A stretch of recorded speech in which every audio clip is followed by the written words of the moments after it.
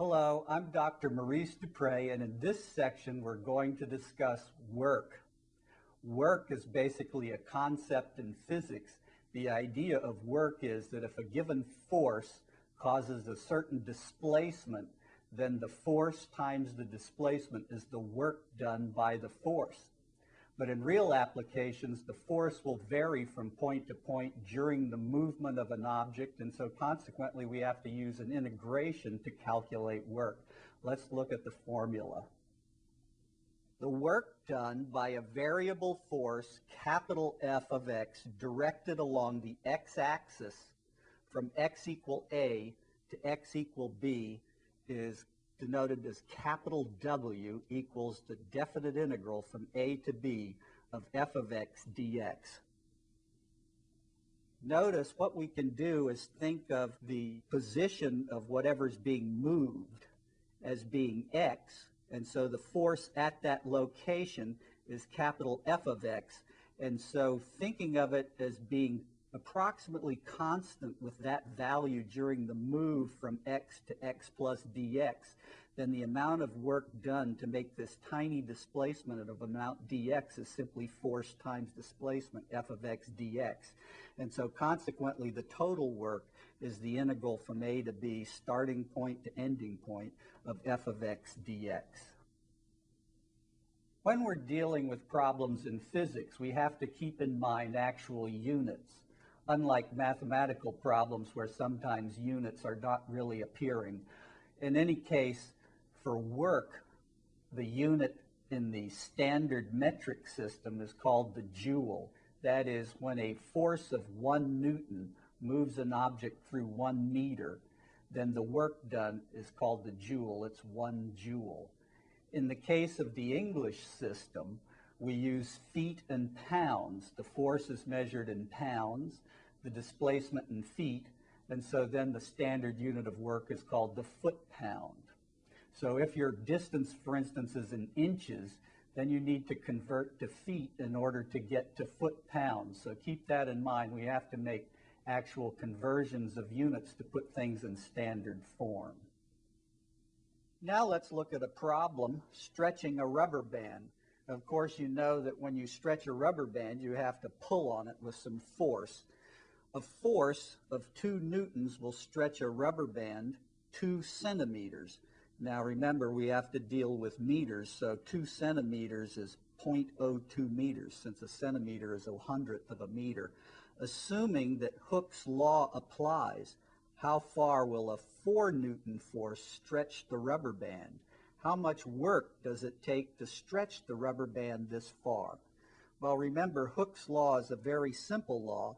It just says the force to displace the object by an amount x is a constant k times the displacement. Hooke's law applies to things like springs and rubber bands, anything that can stretch. It's really an idealized law, and so you need to keep in mind that it really only applies in practice, in real practical situations, for small displacements. For instance, if you stretch the rubber band too far, it's going to snap, and that clearly means Hooke's law is broken down. But in any case, that's Hooke's law. Now, when we use this, we'll just drop the x, the parenthesis x after the f, and it'll be simplest to write it as simply Hooke's law, F equal kx. So the information in our problem is that a 2 Newton force displaces 0.02 meters. And so consequently, we can say 2 newtons equals k times 0.02 meters when we substitute in this formula the 2 newtons for F and the 0.02 meters for x. And so now we can calculate k very easily. You see, we just solved this equation for k, and I'm going to keep the units in there. So k is 2 newtons divided by 0.02 meters, which I'm using just m for meters here now, which is very common notation. And notice 0.02 is really 2 divided by 100. So what we have here is 2 divided by 2 over 100. And now we have newtons over meters. And so you see the units of our constant for the rubber band is newtons per meter. The 2's cancel, the 100 comes up top, and so we see our constant for the rubber band is 100 newtons per meter. Okay, now a 2 Newton force displaces by 0.02 meters. It should be pretty obvious that a 4 Newton force being double the 2 Newton force is going to double the displacement, because this is saying force is proportional to displacement. If I put this actually into the formula, 4 newtons equals kx, well, k is 100 newtons per meter, so this would say x is 4 newtons over k. And so when we replace the k by the 100 newtons per meter, notice we simply get 0.04 meters. So there's our displacement that the 4 Newton force is going to cause.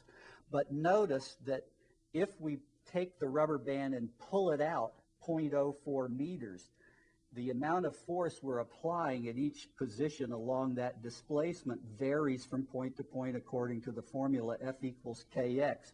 So to compute the work done, we're actually going to have to integrate the force from 0 displacement up to 0.04.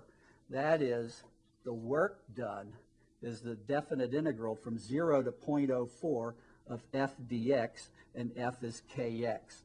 So that's the definite integral from 0 to 0.04 of kx, and remember k is 100 newtons per meter, so we just substitute in. We have 100 definite integral from 0 to 0.04 of x dx. We've taken the constant out, and the antiderivative of x, of course, is x squared over 2. So we have 100 times x squared over 2 evaluated from 0 to 0.04.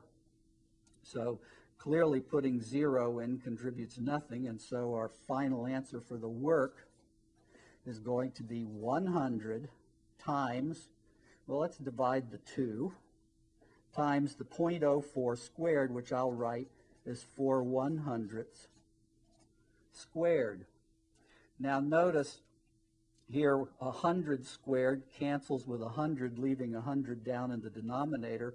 4 squared is 16, divided by 2 is 8. So we get 8 divided by 100. And remember, we've used meters for displacement now, and newtons for force, and so consequently our unit of work is joules. We have 8/100 or 0.08 joules. Okay, let's look at a problem where we're going to be using the English units, and we're going to be discussing the problem of lifting an elevator and how much work is done just to lift the cable itself that holds the elevator. Lifting an elevator cable. An electric elevator with a motor at the top has a multi-strand cable weighing 4.5 pounds per foot. When the car is at the first floor, 180 feet of cable are paid out, and effectively 0 feet are out when the car is at the top floor. How much work does the motor do just lifting the cable when it takes the car from the first floor to the top? Notice that as far as the work that the motor does lifting the elevator, that would simply be the weight of the elevator, which is the force of gravity on the elevator, which the motor has to counteract. So the motor has to lift, just to lift the elevator, is constant, equal to the weight of the elevator in pounds, and that would just be that weight times 180 feet. But as far as the cable is concerned, as the cable is taken up, the cable gets shorter, and so the full length of cable at any height is less than at the start, and so we've got a variable force because of the cable. So in effect, the total work would be the work lifting the cable plus the work lifting the elevator. Well, let's look at a picture here. Here's the motor, and draw a little schematic here. Think of a pulley that is operated by the motor, and here's the cable, and here's the elevator, and so the motor pulls the cable up, winding on the pulley. Now, when the elevator's roof, the top of the elevator, is at height y, at distance y from its position at the first floor, then the amount of cable out is 180 minus y. Of course, the total distance from the top of the elevator when it's at the first floor position all the way to the top of the pulley is 180 feet. And so what we need to do, in effect, is calculate how much work the motor does when it moves the elevator up just a little tiny bit. Let's think of it as moving it up an amount dy. And consequently, during that little move, we can think of the amount of cable out as being constant with value 180 minus y. That's the number of feet of cable out when the elevator is at height y. And so now we can use the fact that the cable weight is 4.5 pounds per foot and calculate dW, the work to raise the bit of cable from the original height y to the top. dy equals the length of the bit. dW is then, well, it moves 180 minus y feet. The bit that it wraps up in moving dy is then a displacement dy. The weight is 4.5 times the length of cable times the displacement dy, and that's the amount of work that's done to raise that stretch of cable that's effectively 180 minus y feet just by that little displacement. And so consequently, y goes from 0 all the way up to 180, and so that gives us our work integral. W is the definite integral from 0 to 180 of 4.5 times the quantity 180 minus y dy. And so that's all we have to work out in order to calculate the work. Okay, so here we want to anti-differentiate. Of course, the 4.5 comes out since it's just a constant. Antiderivative of 180 with respect to y is 180y, minus the antiderivative of y, which is y squared divided by 2, and this is to be evaluated between the limits 0 and 180. So we get 4.5 times, when I substitute 180 in for y here, I get 180 times 180, or 180 squared, minus 180 squared over 2. Well, 180 squared minus a half of 180 squared is simply a half of 180 squared. So we get 4.5 times 180 squared divided by 2 for the work. And doing a little cancellation here and multiplying out, we find very easily that is 72,900. And what are our units? Well, remember, here we're measuring displacement in feet and force in pounds. Remember, the cable weighed 4.5 pounds per foot. So here our units are foot-pounds.